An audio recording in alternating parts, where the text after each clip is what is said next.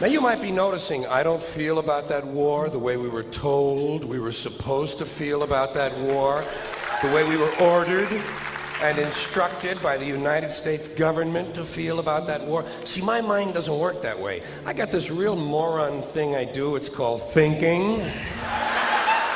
And I'm not a really good American because I like to form my own opinions. I don't just roll over when I'm told to. Sad to say, most Americans just roll over on command. Not me, not me. I have certain rules I live by. My first rule, I don't believe anything the government tells me. Nothing. Zero.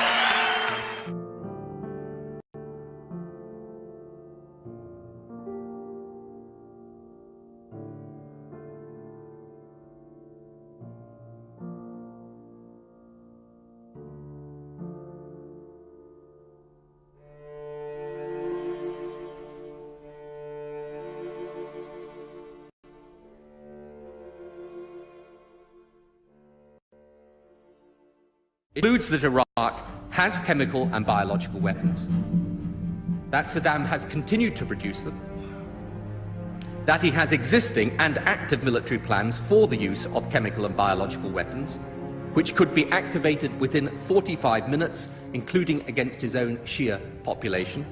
The United States knows that Iraq has weapons of mass destruction. Any country on the face of the earth with an active intelligence program knows that Iraq has weapons of mass destruction. There is no doubt that Saddam Hussein now has weapons of mass destruction.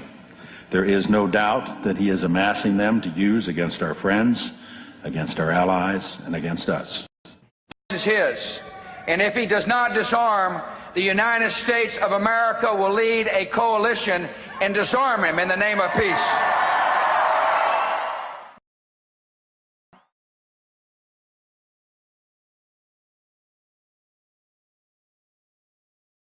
Aids and protects terrorists, including members of Al-Qaeda.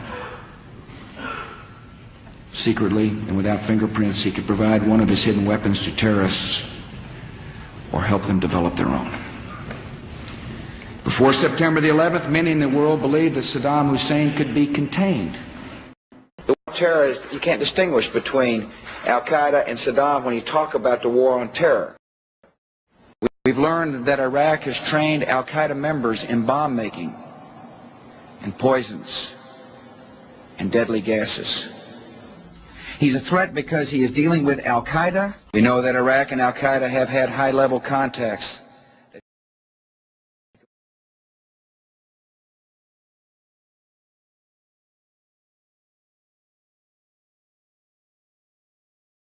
Capability with respect to weapons of mass destruction. He is unable to project conventional power against his neighbor. There were not weapons of mass destruction there. You said you knew where they were. I did not. We know where they are. They're in the area around Tikrit and Baghdad and east, west, south, and north somewhat. You said you knew where they were, near Tikrit, near Baghdad, and north, east, south, and west of there. Those are your words. We know where they are. They're in the area around Tikrit and Baghdad and east, west, south, and north somewhat. Senator got his facts wrong. I have not suggested there's a connection between Iraq and 9/11.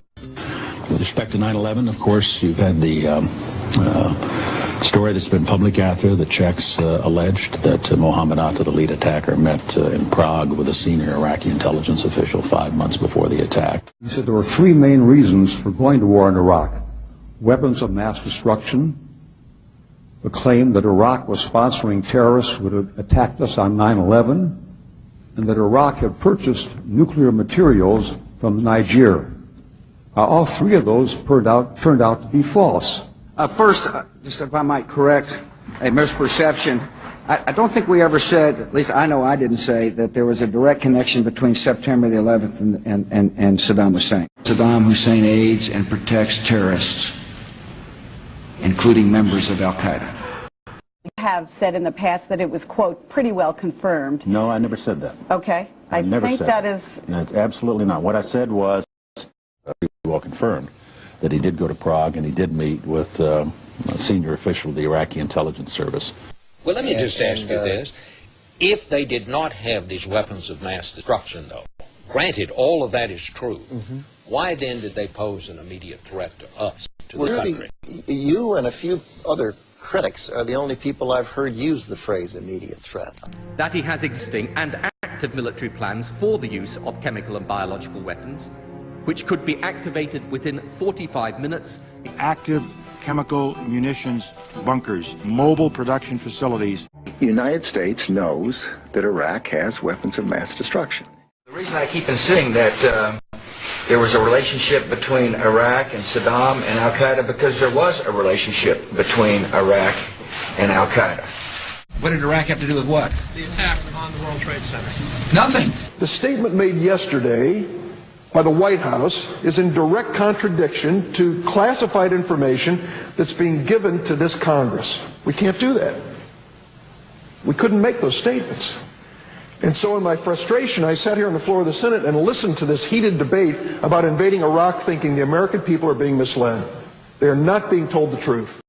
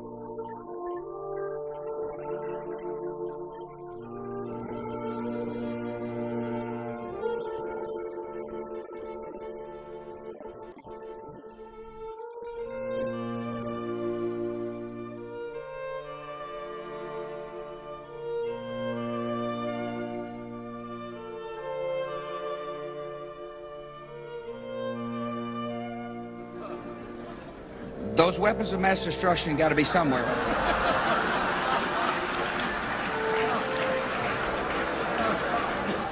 Those weapons of mass destruction got to be somewhere. I'm letting down, dude. I tell you what.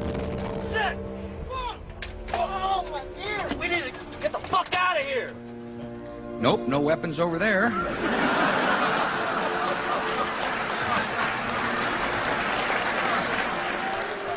Those weapons of mass destruction got to be somewhere. Nope, no weapons over there. Maybe under here. Oops, this photo wasn't supposed to be in here. This is a Skull and Bone secret signal.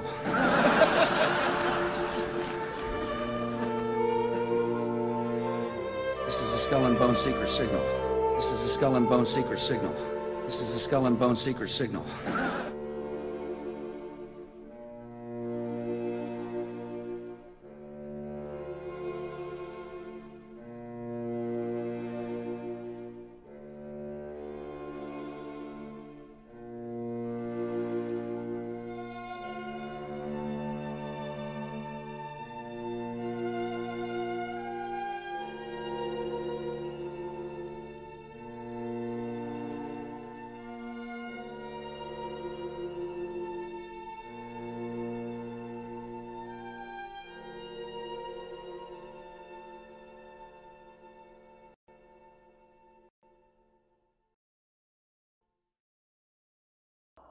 Sooner or later, the people in this country are going to realize the government does not give a fuck about them. Government doesn't care about you or your children or your rights or your welfare or your safety. It simply doesn't give a fuck about you. It's interested in its own power. That's the only thing, keeping it and expanding it wherever possible. What happened on 9/11 is a phony, and we've never learned the truth about 9/11. The whole agenda is to create a one-world government where everybody has an RFID chip implanted in them. All money is to be in those chips. And this is given me straight from Rockefeller himself. This is what they want to accomplish. Aaron, what do you think women's liberation was about? We, the Rockefellers, funded that. We funded women's lib. They do whatever they want to do. What we want doesn't matter anymore. It's their agenda, it's their plans that matter. They have all the money they want. They can make all the money they want. They have a machine that can make all the money. It's not about money. It's about control. It's about their vision of how they want to see the world. You hear George Bush saying democracy means freedom. No. Democracy equals New World Order. I believe God put me on this earth to be the best person I could be, and put everybody on this earth to be the best they can be. You have to stand up for what's right in life. And unless you do that, you're nothing. The American people are living in a matrix. They don't understand the truth of how things are working in this country, And let me give you an example of what I'm talking about. The very fact is that if you ask 100 people on the street, what kind of government is America supposed to be? 99% of them will tell you a democracy. America is supposed to be a democracy. But that's a lie. That's an illusion. The word democracy is not written into the Constitution at one time. It's not in the Bill of Rights. It's not in the Declaration of Independence. The Founding Fathers hated the idea of a democracy. They thought it was the worst form of government there is. And I agree with them.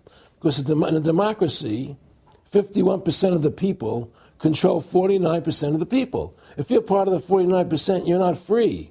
And that's the truth. America's not a democracy. But you ask the most intelligent people what form of government America is supposed to be, they'll say democracy. Because that's what they've been brainwashed. They've been psyoped into believing that. They believe that we're in Iraq. They believe we're in Iraq to promote democracy. The word democracy, you hear George Bush saying democracy means freedom. No.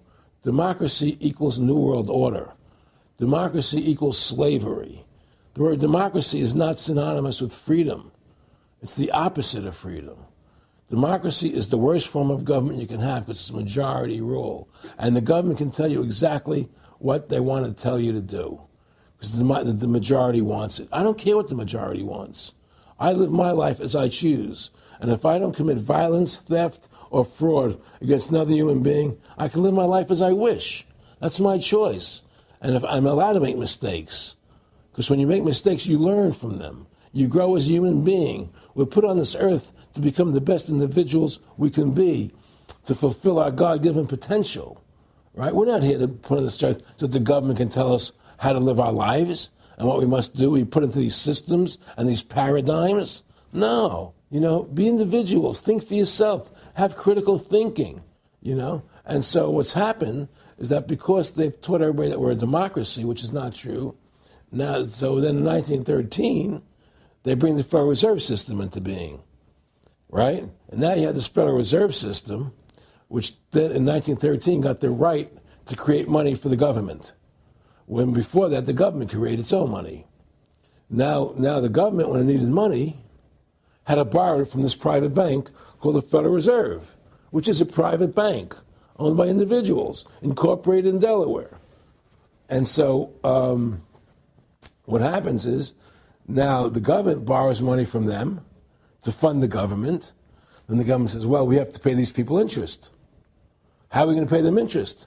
Let's impose a tax on the labor of the American people, which never existed before, to pay the interest to the bankers. Is that through the implementation of the Federal Reserve System, the government has become vested in these bankers, and they get their money from the bankers. And so then they impose a tax on us, which makes us more slaves, makes it more difficult for us to survive, right? Giving them more profits. And now what's happened is that through the Federal Reserve System, the bankers have pretty much taken control of our government. It doesn't matter Republican and Democrat anymore, because they're both the same.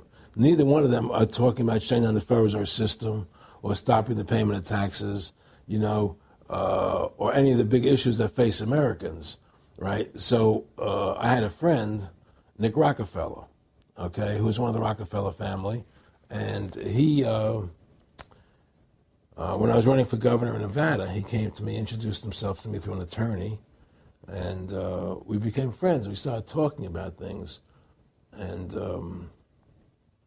I learned an awful lot from Mr. Rockefeller. And one of the things that we used to talk about was the ultimate plan of the banking industry, what they wanted to accomplish. And the goals of the banking industry, not just the Federal Reserve System, but the private banks in Germany and England, all over Italy, all over the world, they all work together. They're all central banks. So the ultimate goal that these people have in mind is the goal to create a one world government run by the banking industry, run by the bankers, and they're doing it in sections. The European currency, the euro, and the European Constitution is one part of it. Now they're trying to do it in America with the North American Union, right? And they want to create a new currency called the Amero, right? And the whole agenda is to create a one world government where everybody has an RFID chip implanted in them.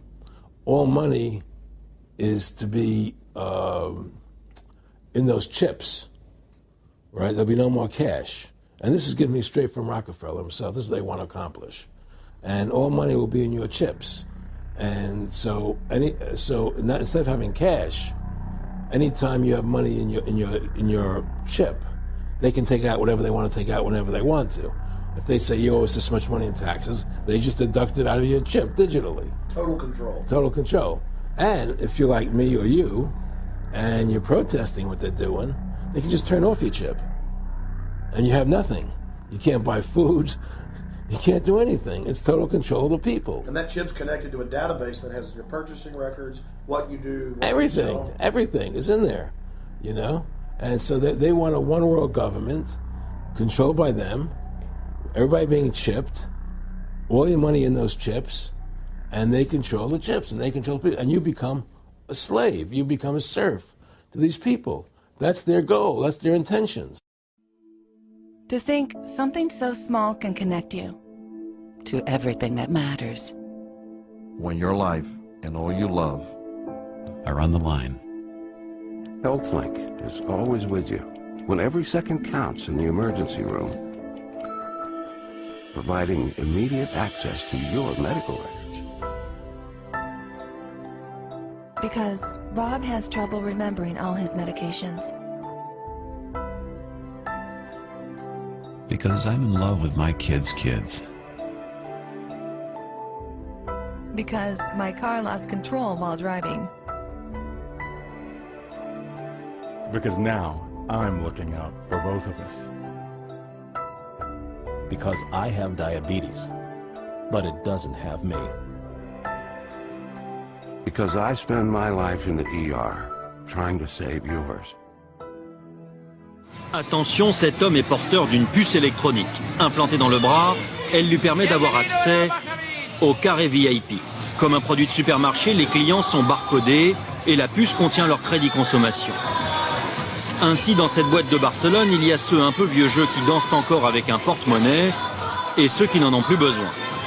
Légalisée depuis un an, cette greffe est même proposée à l'intérieur de la boîte contre 125 €. L'opération ne dure qu'une vingtaine de minutes.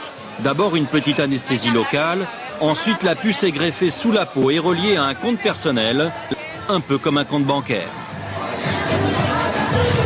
Je ne sais pas pourquoi j'ai voulu faire ça. En fait, c'est peut-être parce que tout le monde l'a. Et puis, c'est pour savoir comment c'est. C'est juste pour ça.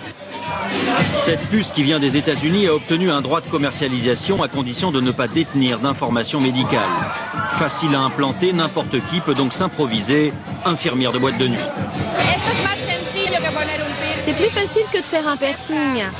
Et ceux qui font ça n'ont pas spécialement d'autorisation. Et de toute façon, je me sens capable de réagir en cas de problème. Une centaine de consommateurs a déjà opté pour l'identification électronique. Un seul petit problème, pour se faire retirer la puce, il faut subir une intervention chirurgicale.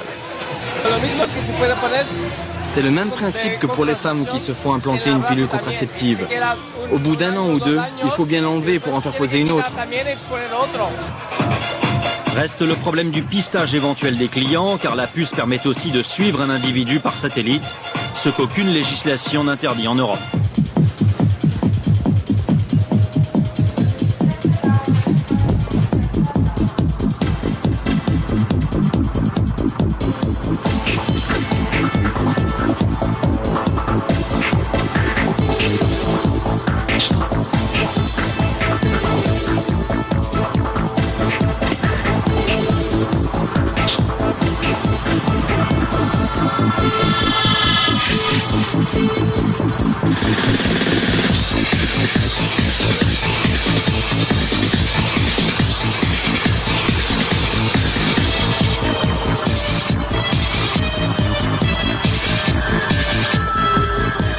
Excuse me, sir.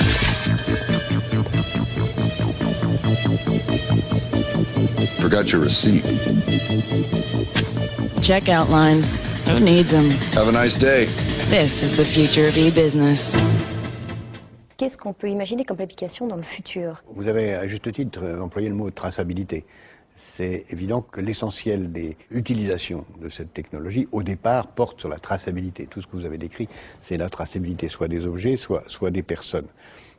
Donc, tout ce qui va être de plus en plus nécessaire à suivre à distance, savoir ce qu'il devient, permettre de connaître l'évolution des produits, les localiser, optimiser les stocks, de façon à ce qu'on ait des stocks minimaux, faire en sorte qu'on sache en permanence où se trouvent ces objets, permettre d'intégrer des processus de production, permettre... Oui, on parle d'un enjeu économique majeur dans la traçabilité des Les réductions des coûts sont considérables. En termes de sécurité sanitaire, de pouvoir tracer l'origine des produits agricoles depuis leur conception jusqu'à leur consommation. Tout ça donne une traçabilité sur les objets absolument gigantesque, encore à venir. Sur les personnes aussi, on peut imaginer une traçabilité encore plus grande.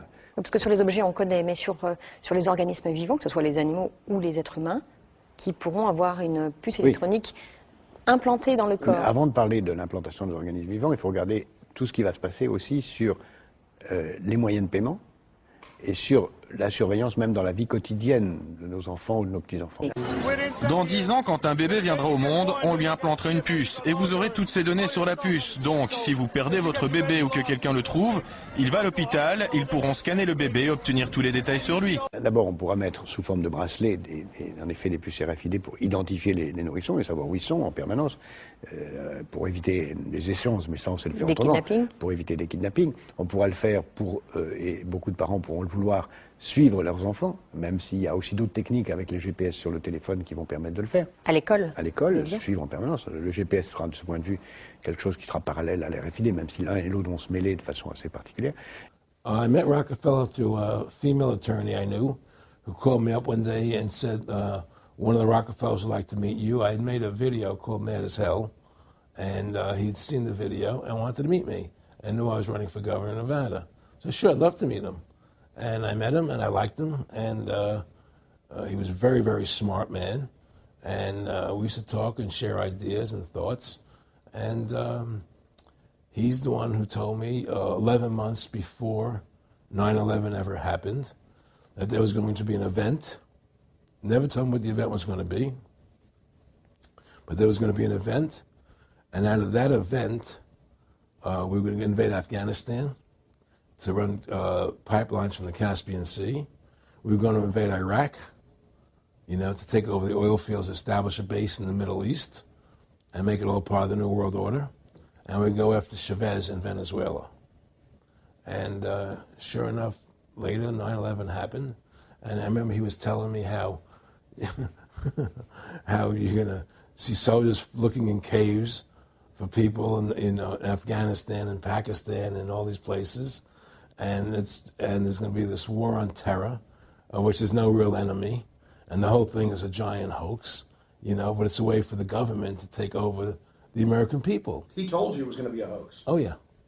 Oh, yeah. There's no question. He says, there's going to be war on terror. And he's just laughing. There's no... Who are we fighting? I mean, why do you think 9/11 happened and then nothing's happened since then? Do you think that our security is so great here that these people who pulled off 9/11, who were able to, can't knock down another plane? Come on, it's ridiculous. 9/11 was done by people in our own government and our own banking system to perpetuate the fear of the American people into subordinating themselves to anything the government wants them to do. That's what it's about, and to create this war, this endless war on terror. And that's why and that was the first lie. And the next lie was going into Iraq, you know, to get Saddam Hussein out with his weapons of mass destruction. That was the next lie. And we had instead a policy coup in this country, a coup, a policy coup. Some hard-nosed people took over the direction of American policy, and they never bothered to inform the rest of us. I went through the Pentagon 10 days after 9/11. I couldn't stay away from Mother Army. I went back there to see Don Rumsfeld. I'd worked for him as a White House fellow in the 1970s. All this is in the book. I went downstairs. I was leaving the Pentagon, and an officer from the Joint Staff called me into his office and said, I want you to know, he said, sir, we're going to attack Iraq. And I said, why? He said, we don't know. He said, I said, well, did they tie Saddam to 9/11? He said, no. And then I came back to the Pentagon about 6 weeks later. I saw the same officer. I said, why haven't we attacked Iraq? We still going to attack Iraq? He said, oh, sir. He says, it's worse than that. He said, he pulled up a piece of paper off his desk. He said, I just got this memo from the Secretary of Defense's office that says we're going to attack and destroy the governments in 7 countries in 5 years. We're going to start with Iraq, and then we're going to move to Syria, Lebanon, Libya, Somalia, Sudan, and Iran. I said, 7 countries in 5 years. I said, is that a classified memo? He said, yes, sir. I said, well, don't show it to me. He was about to show it to me. He said, because I want to talk about it. And I sat on this information for a long time, for about 6 or 8 months. I was so stunned by this, I couldn't begin to talk about it. And I couldn't believe it would really be true, but that's actually what happened. These people took control of the policy in the United States. And I realized then, it came back to me, a 1991 meeting I had with Paul Wolfowitz.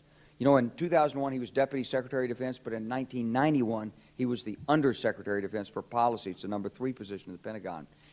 He said, and we've got about 5 or 10 years to clean up those old Soviet client regimes, Syria, Iran, Iraq, before the next great superpower comes on to challenge us. It was a pretty stunning thing. You mean the purpose of the military is to start wars and change governments? It's not to sort of deter conflict?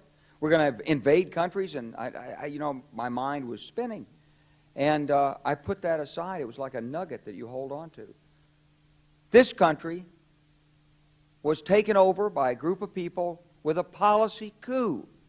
Wolfowitz and Cheney and Rumsfeld, and you could name a half-dozen other collaborators from the Project for a New American Century. They wanted us to destabilize the Middle East, turn it upside down, make it under our control. And he's saying to you that there's going to be this big event, and then out of that we're going to have a war on terror, and it's just going to go on and on. Right. An endless war on terror without any real enemy. That you can never, so you can never define a winner. And did he say that it's going to be perfect because you can't define an enemy and it just goes on? Yeah, because you can't define a winner. There's no one to beat, so it goes on and on forever. And they can do whatever they want. They scare the hell out of the American public. Look, this whole war on terror is a fraud. It's a farce. It's very difficult to say it out loud because people are intimidated against saying it. Because if you say it, they want to make you into a nutcase. But the truth has to come out. That's why I'm doing this interview. The fact of the matter happens to be that the whole war on terror is a fraud. It's a farce. Yeah, there's a war going on in Iraq because we invaded Iraq. And people over there fighting, you know. But the war on terror, it's a joke, you know. And until we discover what really happened on 9/11 and who was responsible for 9/11, because that's where the war on terror emanates from. That's where it comes from. It was 9/11 that allowed this war on terror to begin. And until we get to the bottom root of 9/11, the truth of 9/11, we'll never know about the war on terror. You were somebody who was taking action and getting things done. You'd already made some big films, had a lot of other successes. Right. So they were trying to recruit you, and didn't it come down to the point of, hey, we are here to recruit you, and don't worry, your chip's going to say, don't mess with us. You know, this guy's don't touch. Yeah, yes, that did happen. I was definitely being recruited, but it's more subtle than that. Well, in your words, just go through the process, and then what he said. Well, what it is remember, we were friends, and we used to go to my house a lot. We'd have dinner, we'd talk. And he'd tell me about business investments that he'd get involved in, you know, or they would help me with this business investment or that business investment. And was I interested in joining the Council on Foreign Relations? You know, I would have to get a letter to join them, but was I interested in that? And, you know, just stuff, you know, leading you on. And I used to say to him that I never really did that because that wasn't where I was coming from. You know, as much as I like you, Nick, you know, your ways and my ways, we're on the opposite side of the fence. You know, I don't believe in enslaving people, you know, and he would come back with, oh, I do? Or? Well, it would be more like, you know. It's better for them.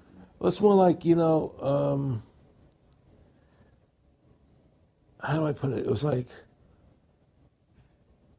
what do you care about them? What do you care about those people? What difference does it make to you? Take care of your own life. Do the best you can for you and your family. What do the rest of the people mean to you? They don't mean anything to you. They're just serfs. They're just people. You know, it was just a lack of caring, you know, and that's just not who I was. It was just sort of like cold, you know. It was just like cold, you know. And I used to say to him, what's the point of all this? You have all the money in the world you need. You have all the power you need. What's the point? You know, what's the end goal? And he said the end goal is to get everybody chipped, to control the whole society, to have the bankers, the elite people, you know, the bankers and some governor controlling the world. And I said, all the people in the Council on Foreign Relations believe this way you do? He said, no. You know, most of them believe they're doing the right thing. A lot of them believe it's better off being socialistic. You know, we have to convince people that socialism is really capitalism. Because America is becoming a socialist country. It's a communist country today. He was at the house one night, and he would talk, and he started laughing. He said, Aaron, what do you think women's liberation was about? And I said, I had pretty conventional thinking about it at that point. I said, I think it's about women having the right to work, getting equal pay with men, just like they won the right to vote, you know? And he started to laugh. He said, you're an idiot. And I said, why am I an idiot? He said, let me tell you what that was about. We, the Rockefellers, funded that. We funded women's lib, you know? And we're the ones who got all over the newspapers and television, the Rockefeller Foundation. He says, and you want to know why? He says, there were two primary reasons. And they were, one reason was we couldn't tax half the population before women's lib. And the second reason was, now we get the kids in school at an early age. We can indoctrinate the kids how to think. It breaks up their family. The the kids start looking at the state as the family, as the school, as the officials, as their family, not as the parents teaching them. And so those are the two primary reasons for women's lib, which I thought up to that point was a noble thing. You know, when I saw their intentions behind it, where they were coming from when they created it, the thought of it, I saw the evil behind what I thought was a noble adventure. Aaron, did you know that Gloria Steinem, in one of her own books, now admits the CIA funded Ms. Magazine? No, I had no idea about that. No, I never heard that. Yeah, we're going to... CIA funded Ms. Magazine? Funded Ms. Magazine with the stated goal of taxing women and breaking up the family. No kidding. I never heard that. Well, Nick told me. I mean, I know it, but not because I know the CIA was involved in it. Right. Well, see, the whole thing is these people control the money, so they make all the rules. You understand? And they put whatever rules they want into effect. And the truth is, America has really become a socialist, communistic country. And everybody says it's a capitalistic country. It's not a capitalistic country. You know, how could it be capitalistic when you have a central bank? That's the first. It can't be. You know, It's a planned economy. It's a planned economy. It's a phony. If they want to create prosperity, they just print dollars. They just make dollars or put digits into the economy, and now you have prosperity. You don't have real prosperity. You don't have real manufacturing. You just have money being injected in. It's an infusion of credit, Which only makes the government go into more debt. Into more debt. The Federal Reserve is poison to our country. Of course it is. It's poison. Whoever makes the money makes the rules. Rothschild said that. And they make the money. Why are we allowing these private bankers to make the money for our country? It makes no sense. Why are we paying interest to these banks to make money for us when the government can do it itself without paying interest and without all that debt? There's no answer to that question, and it's the question no politician will raise. Everybody talks about America's debt, how much debt we're in. We're in debt because we have to borrow money. But we don't have to borrow money. They designed it so we go into debt. Exactly. We can create the money and back it by gold so they can't create too much of it. So you don't have the inflation. And do what the founding fathers gave us. But instead, the bankers make the money, they control the government, they buy the politicians, they tell us who gets into office. You have computer voting, that's a fraud. They do whatever they want to do to us. They do whatever they want to do to us. And it has to stop.